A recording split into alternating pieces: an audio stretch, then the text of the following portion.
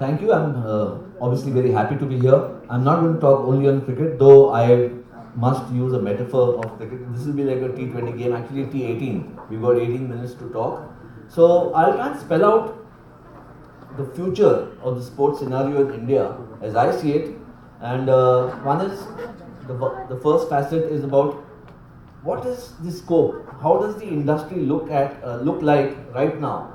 There are lots of budding youngsters here will soon be out of college and probably look at sports as an opportunity. Will probably look at sports as an opportunity to do some work, not necessarily participate as a sports person, but the sports industry is growing by leaps and bounds. The other part which I'm going to talk about is what prevents us from becoming a sporting nation. Why are we still where we are and what needs to be done to improve that? And lastly, what could be the biggest trigger that could help us reach what I call is a mature and really fruitful, productive sporting nation. So can I have the slides please? This is Ernst & Young report which is about 3 years or 4 years old, but it just gives you an idea as to where the global sports management industry is going and where India stands. So the size of the global, there's a lot of fine print, but it's important to understand purely from where we are today and where India can be in the next maybe decade, maybe 15 years. The size of the Indian sports industry is expected to rise to about $5 billion in the next 15 years. That's about 30,000, 40,000, maybe 35, 38,000 crore. So that's a very sizable industry. And if the economy improves, then it could even escalate further. What are the aspects that make up this sports management market? The sponsorship, gate revenues, media rights, merchandising. These are all no-brainers. You probably know a lot of this already.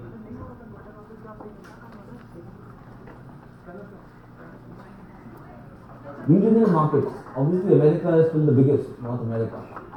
$50 billion of revenues in 2010, that's where the report is dated. But look at what's happening here in the BRIC countries where India is a part. Revenues from the region were 8.33 billion in 2010 and growth in BRIC countries is rising rapidly. And the split here, this is where India is also showing a dramatic increase. Latin America is the smallest in the BRICS segment, and Asia Pacific has already become the third largest region at $22.7 billion in 2010 and expected to grow at 3.9% between 2010 and 2015. Actually, it has exceeded that, it's grown a little faster. The sports management market in India.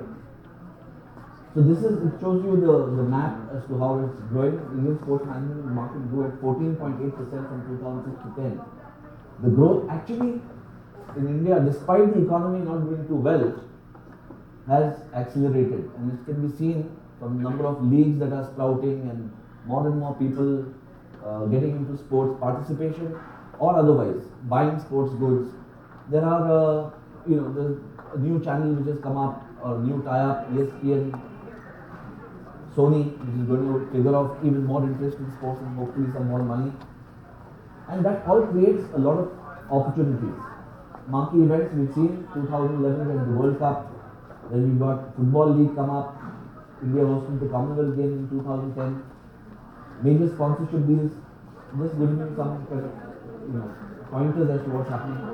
Nokia replaced Bharti Airtel as the title sponsor of the Champions League 2020 tournament. Nike has raised their sponsorship beyond just cricket, it's gone into other sports. Pepsi and Vodafone among the biggest sponsors of the IPL, but now they've got Vivo, which is coming, the Chinese handset maker. The Chinese companies are looking very aggressively, especially those into technology. One of the teams from the IPL which has come up now has got Intex. They bought the Gujarat team or the Rajkot team. The popularity of new media is accelerating growth in sports, which is Twitter, Facebook, Instagram, and so on and so forth, which is just, it's very disruptive. It's also very, it's very fast, and it cumulatively it's just growing the industry exponentially. The sports participation in following in India, obviously the skew is very clear. If you look at this, in terms of millions, cricket is almost as much as all the other sports put together. These are the non-cricket sports. Yeah, and yet you'll find that there are, the classification. I can show you what this is now. Football. This was hockey. But interestingly, what are the new sports coming up are indigenous sports like kabaddi, wrestling. They're professional leagues. Kabaddi was what in Bollywood language is called a sleeper hit. Nobody expected it to be so popular, but the first edition went through the roof. The revenues obviously didn't match or the viewership that of cricket, but even so, it gave great return on investment. So while cricket you have to spend say $100 and you might get 120 back in return, in Kabaddi's case they spent $10 and got 18. So from 10 to 18, the return was phenomenal, and that's what marketeers, professional managers, and those who want to optimize the value for money, get bang for the buck, will look at. So cricket is witnessed even now by about 60% of the population. Then comes soccer, hockey, tennis, and yet I think that these figures are indicative of the potential that exists. The real story, of course, is that if India can actualize its potential, the potential lies in 60% of the country being under the age of 30 or 35. 65% is under the age of 35, which is a huge population. When you look at our base of 120 million, 120 crore, 1.2 billion, if 60% of that is into sports, and I don't mean playing at the national level or the state level or even the league level. If you are playing sport every weekend, even as a hobby, you're expanding the growth of the industry massively. Most of Holland, if anybody has been there, and they're a damn good team in hockey, they actually play hockey only over the weekends. It was a hobby. It was a fitness regimen for them, which has made hockey so popular and so big in Holland. And then, apart from Australia and Germany, they're amongst the leading teams. So if Indians start taking to sports aggressively and passionately, not only will the industry expand, but I feel, and that's really the crux of the matter, is that we end up becoming a far more evolved nation in terms of health, in terms of psychology, in terms of pride, in terms of confidence. That's my pitch. That the cost for health in India is enormously high today because we are a country of couch potatoes. We sit, we do bakwas or bunkas, we watch TV, but we don't go out and look after ourselves. So that's the health aspect. And that's really where the core of being a sporting nation comes from. Any of you all has been to Australia, you would know, or South Africa, or some of these countries which are far smaller in terms of number of people, even resources. But we are a sporting nation because in Australia, the kids, and I was there very recently, I went for the ping ball test, Australia versus New Zealand. And the passion, people came out and watched that test as if it was one of the great wonders. They are passionate about sports. They wanted to succeed. In India, particularly in Delhi, they'll wait for the VIP pass. Free mein aayega to jayenge. Otherwise, nahi jayenge. So, it's an attitudinal thing. We need to change that. In Australia, kids are exposed in schools to 4, maybe 5 sports. Actively, you have to play. As you grow older, your body matures, you become more selective. You might pick 1 or 2 sports to play, and you end up excelling in one. Willy-nilly. When I say excelling means you are at least capable of playing it every weekend with a team, with a group of people who are all perhaps on the same level. Those who exceed that level go on to the next, and so on and so forth and so forth. So how do you become that kind of a nation, a sporting nation? That's really the challenge for India. And I've got some thoughts which I actually, first I thought I might have to stand here and read. So I'll try and encapsulate that in points. So can India make a belated sprint? What is the index of excellence in sports? So in cricket we are number 1 in T20. We are now by default number 1 in Test cricket because South Africa has slumped badly. In ODIs, we are number 2. So actually, India is doing extremely well. If you look at the performance of the Indian team, much as we breastfeed and keep always criticizing our team, actually we've done extremely well over the last 15 months. But the real index comes from how you do in the Olympics in a multi-sports discipline, where, frankly, we tanked very badly. We're a country of 1.2 billion. We've got very few medals to show for it. We won 6 medals in 2012, which was our biggest and brightest ever achievement in the history of the Olympics. 2012 was when we won 6 medals in the Olympics. Can we make a belated sprint 2020 to win 20 medals? Is there something called 2020, Vision 2020? Is it possible to have 20 medals in 2020? Very far-fetched, but not impossible. If not 20 in 2020, 24 in 2024, distinctly possible. But what needs to be done? So let me just kind of read out what I have my thoughts. If we look at the trend, the last Asian Games, the Commonwealth Games, the Olympic Games, there's a surge. India's performances improved in the Asian Games, in the Commonwealth Games, certainly. In the Olympic Games, dramatically, if you consider that the previous Olympic Games you had won 2 medals or 3 medals, so you multiplied it by 2, by 100%. It's grown 100%. The numbers look meager because we never aspired to be a great sports country. We are a country of, much as, this is a criticism not just of people, but also of me, all of us. We are easy on opinion, very low on going out and doing things. We all want to opinion. Everybody is a cricket umpire, player, critic. Very few are players. We all depend on the government to do things for us. We want everything to be given to us on a platter. घर में आके दे दो, निवाला भी मुंह में डाल दो, और हो सके तो चबा भी दो. Don't let me do anything. Let me just digest it. If it is हजम हो गया तो ठीक है, otherwise we'll see. That is by and large the Indian mentality where sports is concerned. And I think that's the most retrograde aspect of our lives. Not that we are not intelligent, not that we don't desire, not that we don't aspire, but when it comes to physical effort, we are very, very reluctant to get off our haunches. We are damn good in pharma, engineering, medical technologies, medical science, mathematics, physics, chemistry, cooking, you name it, Indians are top of the pops. When it comes to burning energy, building up muscle, building up heft, working hard, training hard for 10, 15, 20 years to see a medal at the end of it. We've also got a bit of a problem in our mental psyche, which is of instant gratification. We want everything tomorrow. And especially, I might say this because there's a whole bunch of, everybody here is a youngster, it's become even more over here than impatience. If it's going to take me 15 years of slog, then I might as well do something else. The need to be an excellent athlete requires time. It cannot come overnight. Unless you're so gifted genetically, you're in your DNA, you're born with that, one of those rare species, a genius, it can happen. When I go to the Maidans of Bombay, and when I was growing up, all journalists are failed athletes, all sports journalists, failed sports persons.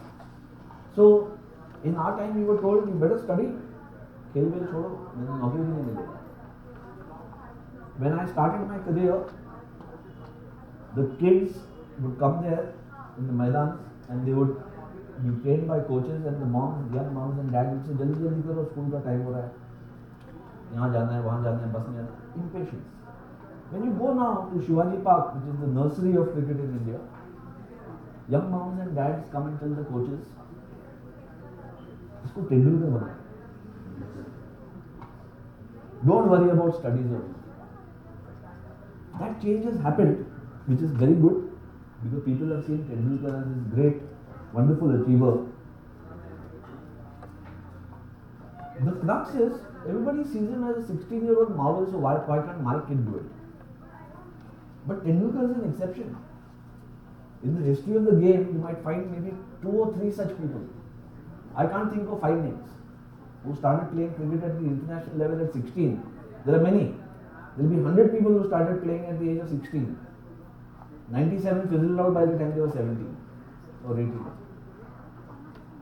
Only 2 or 3, and names I can think of are Sachin Tendulkar, Garfield Sobers from the past, who started at the age of 17, and maybe a Shahid Afridi who is still around.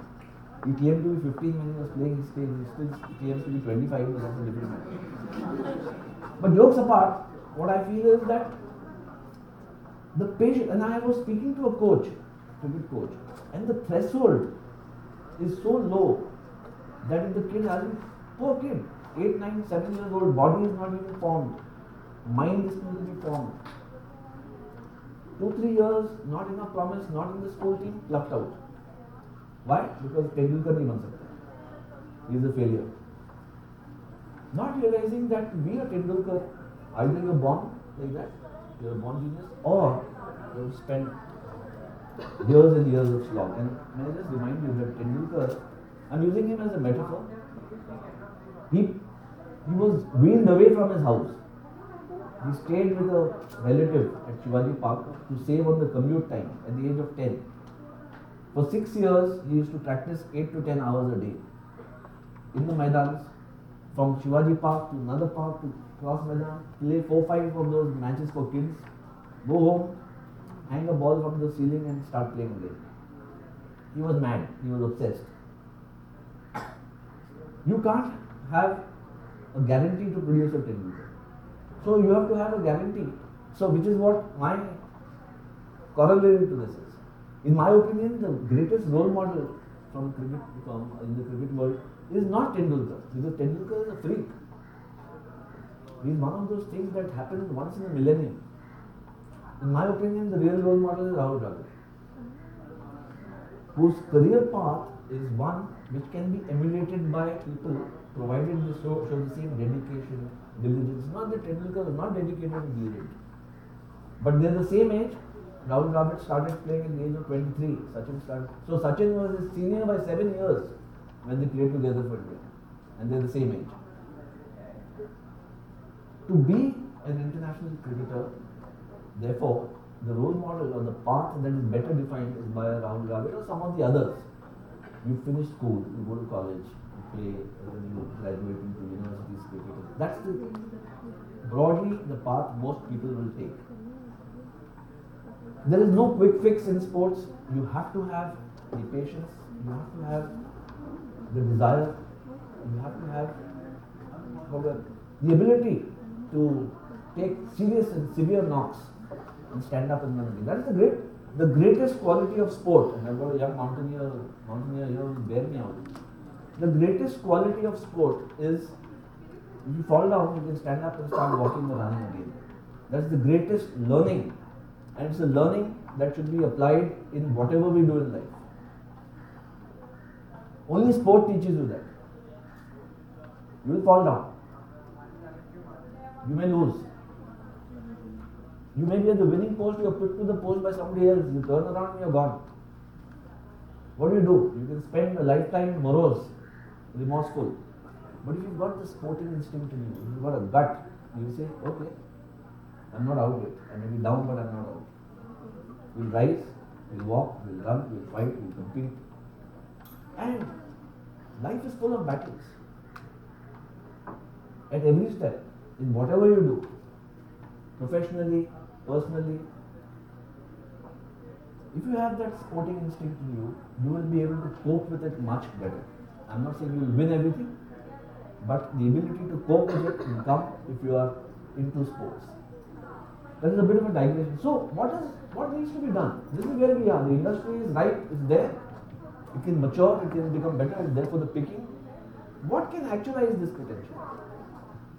Obviously, people need to be participators.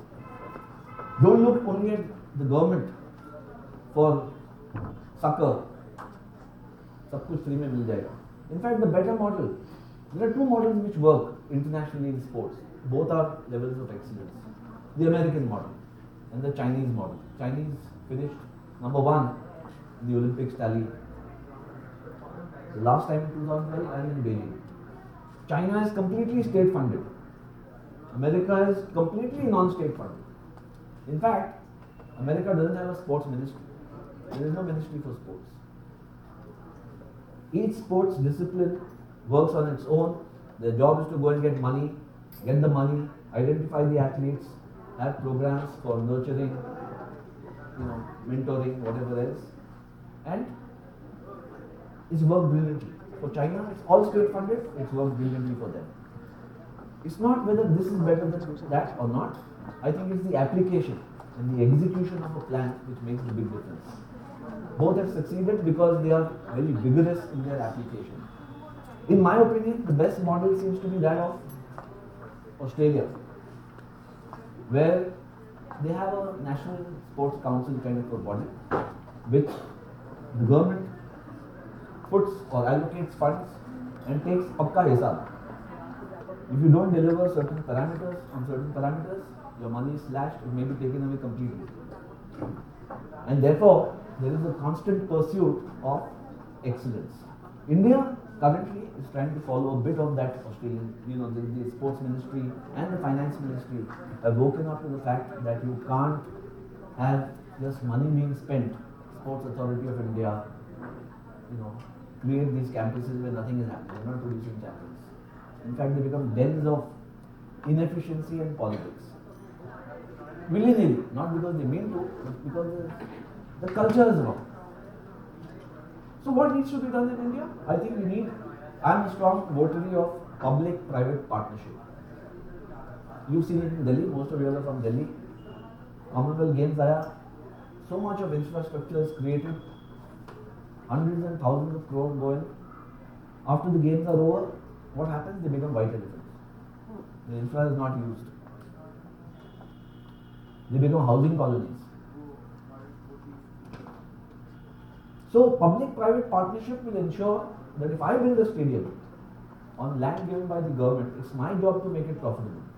I will pay some money as rent to the government or lease value, and then usually what happens? If you got the stadium here for cricket, Firozshah Kotla, you will get 2 matches in a year, internationally, one 5-day match and one 1-day match, and maybe a 1 T20 match. That's 7 days in all.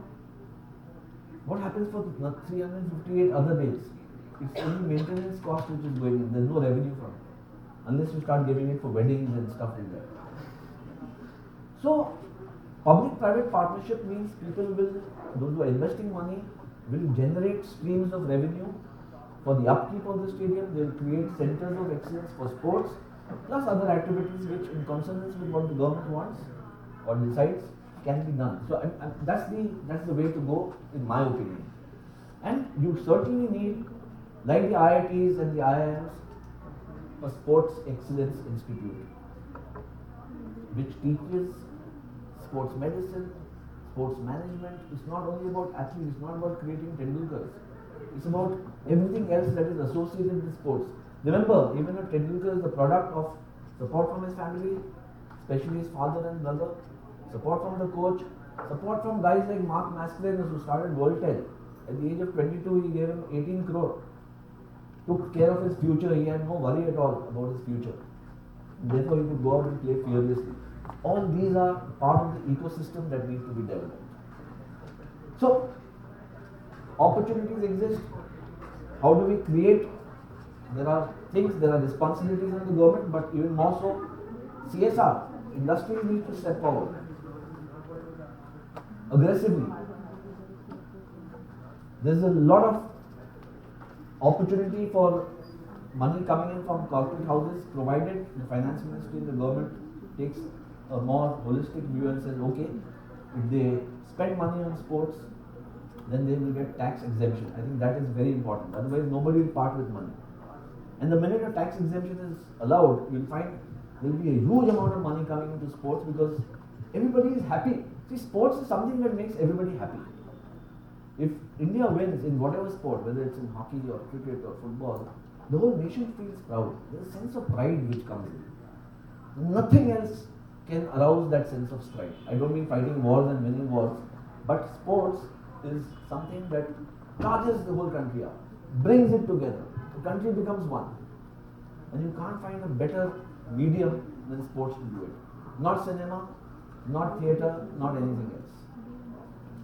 And the last part of my talk. So what can be the biggest trigger to make India a sporting nation? It's something that has boggled my mind.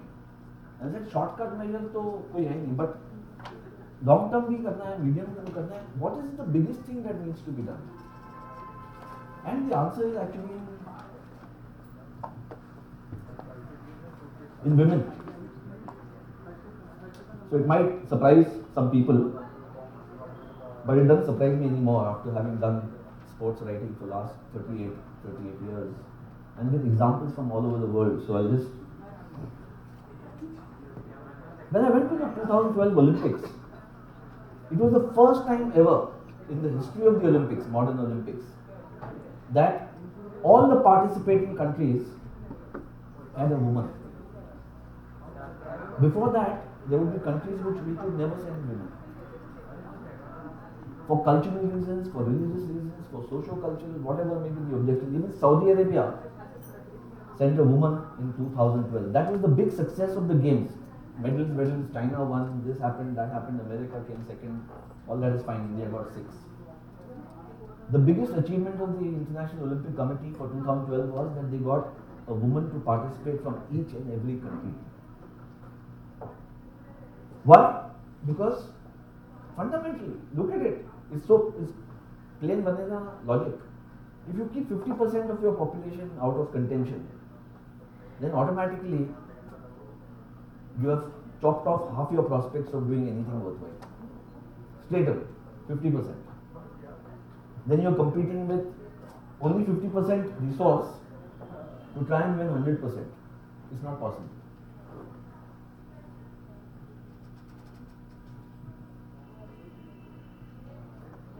So, and just to give you a backdrop, so the first modern games were in 1896. In 1900, there were a couple of women who played, but they played only tennis. In fact, the guy who started the modern Olympics, Pierre de Coubertin, was a Frenchman, and he was a peer, he was a lord, baron he was. His vision of reviving the Olympic movement did not include women because he thought they would be impractical, uninteresting, unaesthetic and incorrect. I'm talking about 1896, that's 120 years back. A lot has changed since then. And not till 1928 were women allowed. I'm just trying to trace how society has changed globally, it's not just in India. This is happening even in the Western world. Out of the 10,000 odd athletes who were there in London Olympics this time, 2012, 40% were women. Still not 50-50, but 40% women. From 2 or 3 in 1928. That shows you the staggering rise in the participation of women.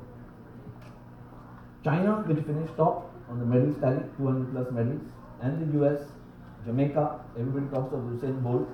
All these countries, more medals came from women than from men. For the Chinese, for the Americans, for the Jamaicans, and need I add, even for the Indians. Out of the 6, women won more. So, this whole question of women being given second-class status in sports needs to change dramatically. That perception, that belief system is absolutely wrong. At lunch, we were with some of our fellow speakers there, we were discussing. Somebody mentioned that women have a lot of resilient strength. They're more resourceful. They're better time managers. They train themselves better. They have deep and silent ambition, which they don't let it lapse easily. And need I say that they are the mentors, they will give birth to children and mentor them. So if they have the sporting spirit in them, the ability to play sports, enjoy sports, it will pass on to the next generation. That is how we will become a sporting nation.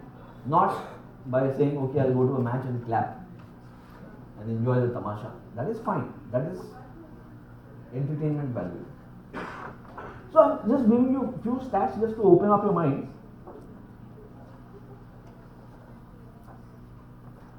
And this is not about religion, because I can give you parallels in India. 57 countries, Islamic countries, which participated in the Athens Olympics in 2004, I think. Between them, they could win 45 medals. Only 57 countries winning 45 medals, because only 3 of them allowed women participation. None of the others were allowing their women to participate. That is the extent to which you can either improve or suffer. And I think that's the message which I want to send out to people, those who manage sports in India, and look at India becoming a sporting nation. And it's not just about the government. It's not about government policy. It's about what we do within the confines of our homes, how we think. If we say that our girls should get married at 15 and become mothers at 19, 20, and then after that spend a lifetime just being subservient to the system, then I'm afraid we are hacking our own legs and hands. We will never reach anywhere as a sporting nation. That's my guarantee. If you think that only 50% of your males are going to get you 100 medals, 50 medals, 40 medals, it may not happen for the next 500 years. But if you trigger off this, what I think is a major upheaval and a major change, within 20-25 years, I think India can get 50 medals, and I think if you try really hard in 2024, we may just make it to 24 medals. Thank you.